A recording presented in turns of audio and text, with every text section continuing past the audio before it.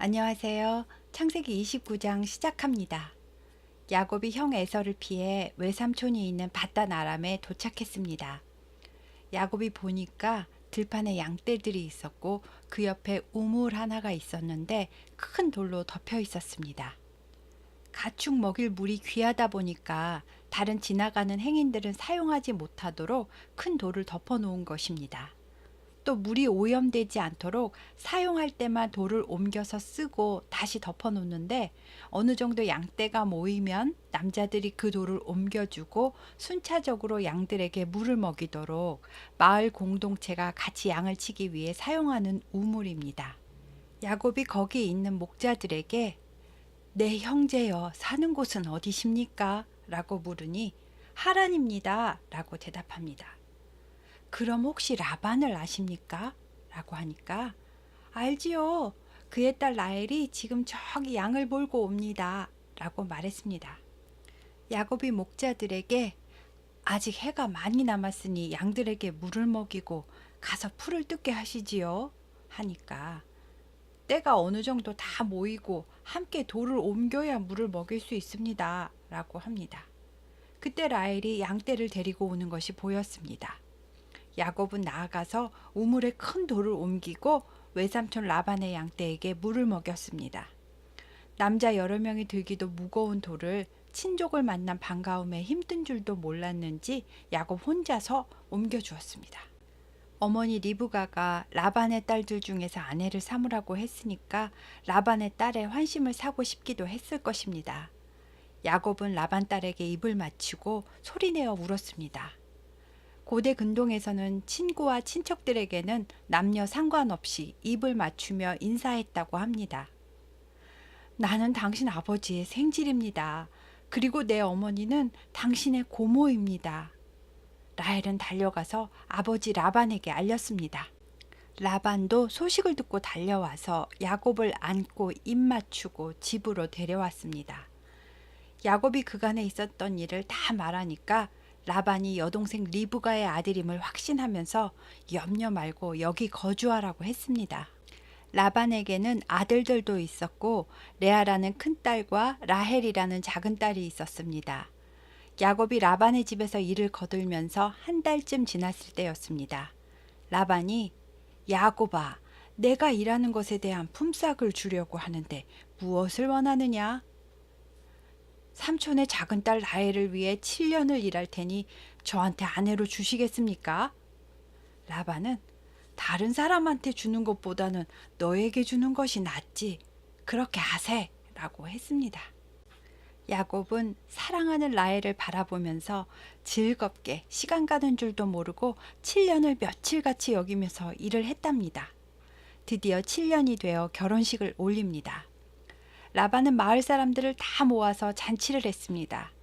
그 당시에 결혼잔치는 7일 동안이나 계속되었답니다. 신부는 얼굴을 베일로 가리고 있었습니다. 밤이 되어서 합방을 했는데 아침에 일어나 보니까 라헬이 아니고 레아인 겁니다. 야곱이 라반에게 가서 어째서 저를 속이셨습니까? 하고 따지자 언니보다 아우를 먼저 주는 것은 우리 지방에서는 하지 않기 때문이네. 7일 뒤에 라헬도 자네한테 줄 테니 나를 또 7년 동안 더 섬기게나. 라반은 처음에 야곱이 라헬과 결혼하겠다고 할 때는 아무 말 안 하고 있다가 야곱을 더 부려먹으려는 생각으로 처음부터 다 계획하여 속인 것입니다. 형과 아버지를 속이고 축복을 가로챈 야곱은 자기도 이렇게 속임을 당하게 됩니다. 하는 수 없이 야곱은 7년을 더 섬기기로 하고 라헬도 아내로 맞았습니다. 지참금이 없었던 야곱은 무보수로 14년을 일한 것입니다. 레아는 이름이요 몹시 지치다, 슬프다 라는 뜻입니다. 29장 17절에는 시력이 약하다 라고 표현했는데 히브리인의 표현 감각으로는 총기가 부족하다 라는 뜻이랍니다. 제 생각에는 이름의 뜻으로 볼 때 낳을 때 좀 난산이 있어서 총기가 좀 부족하게 된 것이 아닌가. 그래서 라반이 큰딸을 작은딸 보낼 때 이렇게 더불어 시집을 보낸 것이 아닌가 싶습니다. 동생 라헬은 암양이라는 뜻입니다. 라헬은 양치는 일을 하고 있었고 곱고 아리따웠다고 합니다. 라반이 레아에게는 실바를 여종으로 주었고요. 라헬에게는 빌하를 여종으로 주었습니다. 아이들이 생기면 같이 키우고 살림을 도와야 하니까 당시에는 딸이 결혼할 때는 하녀를 선물로 주는 것도 풍습이었다고 합니다.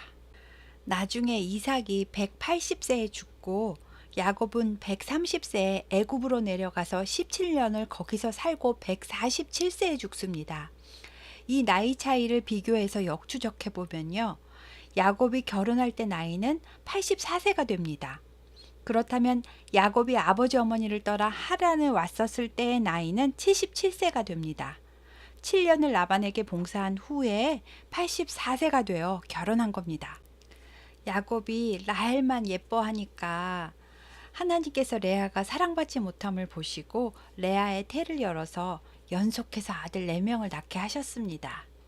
아들 이름은 르우벤, 시므온, 레위, 유다. 이 순서대로 낳는데 순서를 잘 기억해 주세요. 르시레유 하고 외웁니다.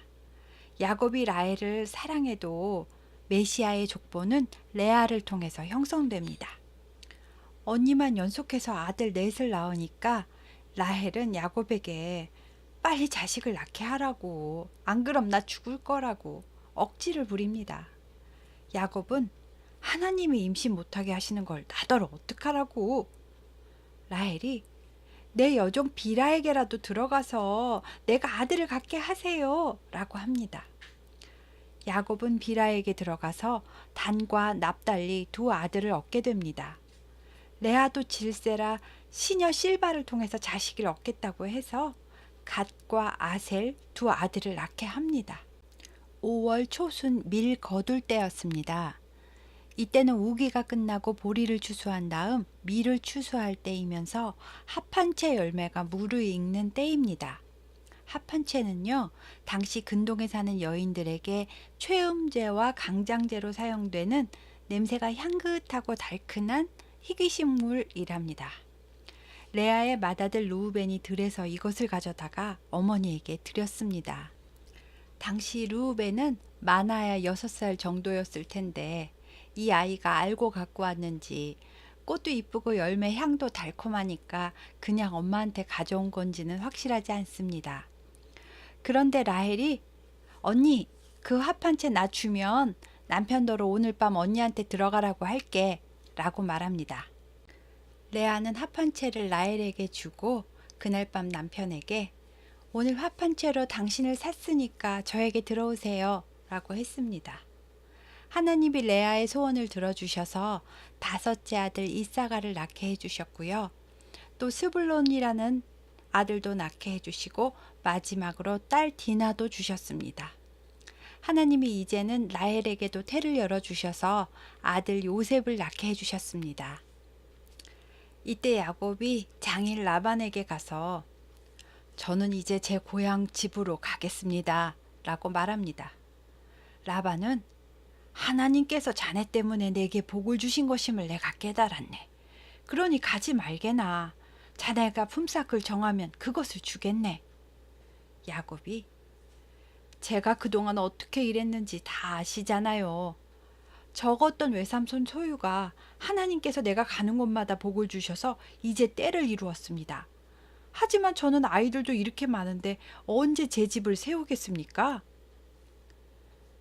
그럼 너에게 무엇을 주랴? 아무것도 안 주셔도 앞으로 외삼촌 양들을 치다가 아롱진 것과 점 있는 것과 검은 것들이 태어나면 그것을 제 품삯으로 주십시오. 또 염소 중에서는 점 있는 것과 아롱진 것이 태어나면 제 품삯으로 주십시오. 그럼 다시 외삼촌의 양떼를 먹이고 지키겠습니다. 양과 염소 중 이러한 것들은 유전적 변형이 있는 것들이라서 태어날 확률이 매우 적었기 때문에 라반은 흔쾌히 알겠네 자네 말대로 하세 라고 했습니다. 라반은 야곱의 재산이 불어나지 못하도록 현재 있는 것들 중에서 점 있는 것, 아롱진 것, 검은 것은 다 빼가지고 자기 아들들한테 주고 나머지 흰 양들과 흠없는 염소들만 골라서 야곱한테 준 뒤에 혹시라도 요 양들이 만나서 교배하지 못하게 3일기를 떨어뜨려 놓고 야곱이 양을 치도록 했습니다. 라반의 탐심과 강교함을 익히 알고 금세 또 말을 바꿀 사람임을 알고 있던 야곱은 미리 다 예상을 했던 바입니다. 야곱은 버드나무, 살구나무, 신풍나무의 가지를 꺾어왔습니다. 버드나무는 니르나무이고요. 다자녀를 상징합니다. 살구나무는 아몬드 나무이고 곧 이루겠다라는 뜻입니다. 신풍나무는 플라타너스인데 얼룩얼룩하다라는 뜻입니다. 이 나무들은 껍질이 잘 벗겨지고 속껍질은 희고 윤기가 나서 드문드문 가지의 껍질을 벗기면 알록달록한 무늬가 생깁니다. 야곱은 이 세 종류의 가지를 개천의 물 구유에 양떼를 향해서 세워놨습니다. 성경에서 물, 시내, 강, 샘, 이슬은 은혜를 상징합니다. 반면 웅덩이는 수고를 상징합니다. 야곱의 이 행위는 하나님께 은혜를 구하는 기도입니다. 세 종류의 나뭇가지 말뜻을 합해 보면 하나님 은혜 주셔서 얼룩얼룩한 거 빨리 많이 주세요가 됩니다. 양들이 물을 먹으러 올 때 이 얼룩얼룩한 나뭇가지들 앞에서 교미를 했습니다. 그랬더니 정말 얼룩얼룩 점있고 아롱진 것이 태어났습니다. 야곱은 삼촌 양들이랑 자기 양을 분류해서 섞이지 않게 튼튼한 흰 양이 물을 먹으러 올 때는 가지를 두어서 새끼를 베게 하고 약한 양이 올 때는 가지를 치웠습니다. 이렇게 했더니 튼튼한 얼룩양이 많이 태어나 야곱의 것이 되고 약한 양은 라반의 것이 되었습니다. 튼튼한 양들은 점점 더 왕성한 번식을 해서 야곱의 양은 마침내 큰 떼를 이루었고 노비와 낙타도 많이 사게 되었습니다. 어느 날 라반의 아들들이 야곱이 우리 아버지 소유를 빼앗아 그걸로 자기 재물을 저렇게 많이 모았어 라며 수군거리는 소리를 들었습니다. 라반의 안색도 전과 같지 않고 야곱을 보는 눈빛도 달라졌습니다. 야곱에게 하나님의 말씀이 들렸습니다. 야곱아, 내 조상의 땅, 내 족속에게로 돌아가라. 내가 너와 함께 있으리라 하셨습니다. 야곱은 아내들을 들로 불러서 아내들에게 자초지정을 이야기하고 하나님께서 내 출생지로 돌아가라고 말씀하셨소 라고 했습니다. 레아와 라헬도 아버지 성품을 잘 알았던지라 그렇게 하자고 했습니다. 라반이 양털을 깎으러 간 사이에 야곱은 자식들과 아내들을 낙타에 태우고 가축을 이끌고 조용히 떠났습니다. 유목민들에게 양털을 깎는 일은 여러 날이 걸리는 큰 행사였기 때문에 라반이 눈치채지 못하게 조용히 들키지 않고 떠날 수 있었습니다. 그런데 라헬이 아버지의 드라빔을 도둑질해서 가지고 갔습니다. 드라빔은 집안을 지키는 가신으로 조각한 신상입니다. 유목민들은 장막을 치면 집안에 이 신상을 가져다 놓았는데요.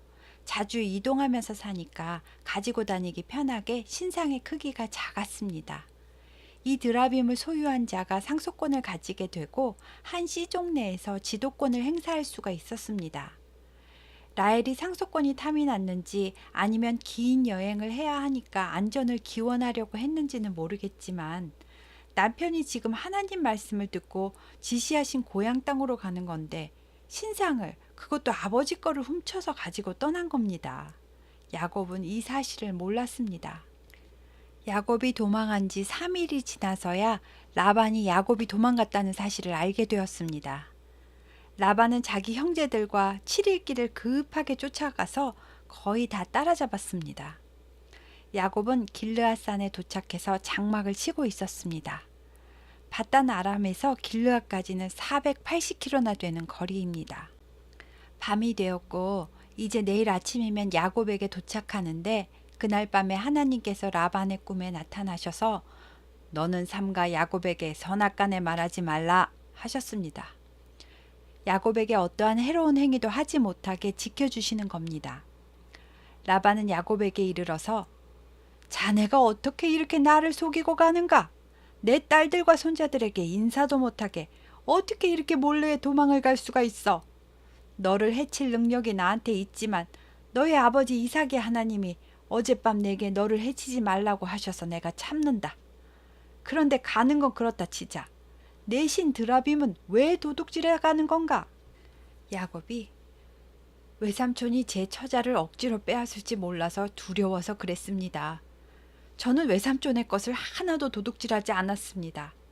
찾아보십시오. 그리고 발견되면 가져가십시오.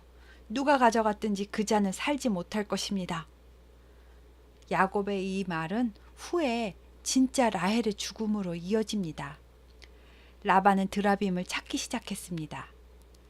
라헬은 드라빔을 낙타 안장 아래에다 넣고 그 위에 올라앉아서 아버지에게 아버지, 마침 생리가 나서 일어나 인사를 드리지 못하니 이해하시고 노하지 마소서 라고 했습니다. 라반은 생리 중인 부정한 여자가 감히 신을 깔고 앉았을 거라는 생각은 하지 못했습니다. 라반이 찾다 못 찾으니까 야곱이 그제서야 그동안 참았던 울분을 터뜨리며 한 소리 합니다. 그것 보십시오. 없지 않습니까? 제가 20년 동안 삼촌 집안일 거들고 가축 키우면서 도둑맞거나 잃어버린 양도 다 제 소유에서 물어내고 보충했습니다. 낮의 더위와 밤의 추위를 무릅쓰고 눈붙일 겨를도 없이 성실하게 일만 했는데 그런데도 삼촌은 제 품삯을 10번이나 바꾸셨습니다. 하나님이 저와 함께하지 않으셨더라면 삼촌은 저를 빈손으로 돌려보내셨겠지요? 그러나 하나님이 내 고난과 내 손의 수고를 보시고 어젯밤에 외삼촌을 책망하셨습니다. 라반은 딸들도 다 내 딸이고 가축들도 원래는 다 내 것이었다. 내가 딸들과 손주들에게 무슨 짓을 하겠느냐? 이리 와서 나와 언약을 맺고 너와 나 사이에 증거를 삼자 라고 합니다. 야곱이 돌을 가져다 먼저 기둥으로 삼고 라반의 형제들이 돌을 가져와서 옆에다 돌 무더기를 만들었습니다. 그리고 이것을 언약의 증거로 삼았습니다. 사람들이 그 돌무더기 곁에서 화평의 뜻으로 식사를 하였고 아람 사람 라반은 그것을 아람어로 여갈사 하두다, 증거의 돌무더기라고 불렀습니다. 야곱은 히브리 말로 갈르엣, 역시 증거의 무더기라고 불렀습니다. 또 미스바라고 불렀는데요. 이것은 지켜보다 라는 말에서 유래한 파수대 혹은 망대라는 뜻입니다. 앞으로 피차간의 약속을 잘 지키는지 하나님께서 지켜봐 주시기를 기원한다 라는 뜻입니다. 그러니 여갈사 하두다, 갈르엣, 미스바는 모두 같은 장소라는 것을 기억해 주세요. 라반은 야곱에게 딸들을 박대하거나 다른 아내를 들이지 말라고 하고 나도 이 증거의 무더기를 넘어가서 너를 해치지 않을 테니까 너도 넘어와서 해치지 않겠다고 맹세하라고 했습니다. 그리고 아브라함의 하나님, 나홀의 하나님, 그들의 조상의 하나님은 우리 사이에 판단하옵소서 하고 외쳤습니다. 야곱은 그냥 저도 하나님께 맹세합니다 라고 하면 될 텐데 그렇게 안 하고 아버지 이삭이 경외하는 일을 가리켜 맹세합니다 라고 했답니다. 아직까지 야곱은 아버지 이삭의 하나님이지 자기 하나님은 되지 못한 것 같습니다. 아버지가 복을 빌어줘서 하나님의 은혜를 주시기는 했지만 그간 20년 동안 너무나 고생하면서 살았고 자기 힘으로 수고하고 애써서 그래도 이만큼 모았고 여기까지 왔다고 생각을 했을 것입니다. 야곱은 산에서 제사를 드리고 형제들을 불러서 떡을 먹였답니다. 이것은 하나님께 예배하는 제사를 드린 것은 아닌 것 같습니다. 당시에는 언약이나 동맹 관계가 체결되면 화해나 우정의 표시로 짐승을 잡아 희생제사를 드리고 먹고 마시면서 잔치를 했습니다. 그러나 여기서는 간단하게 약식으로 했는지 떡을 먹였습니다. 라반은 다음날 아침 일찍 일어나서 손자들과 딸들에게 입맞추고 그들을 축복하고 고향으로 돌아갔습니다. 라반은 앞으로 성경에 다시는 등장하지 않고 여기서 끝이 납니다. 이때 야곱의 나이는 97세 정도 되었을 것이고 11명의 아들과 1명의 딸을 자식으로 두었습니다. 큰아들 루우벤은 많아야 13살이었으니까 그 밑으로 고만고만한 어린이들이 자식들로 있었을 것입니다. 막내 베냐민은 아직 태어나지 않았습니다. 여기까지가 31장 이야기입니다. 다음 시간에는 에서와 야곱이 만나는 이야기를 하겠습니다. 감사합니다.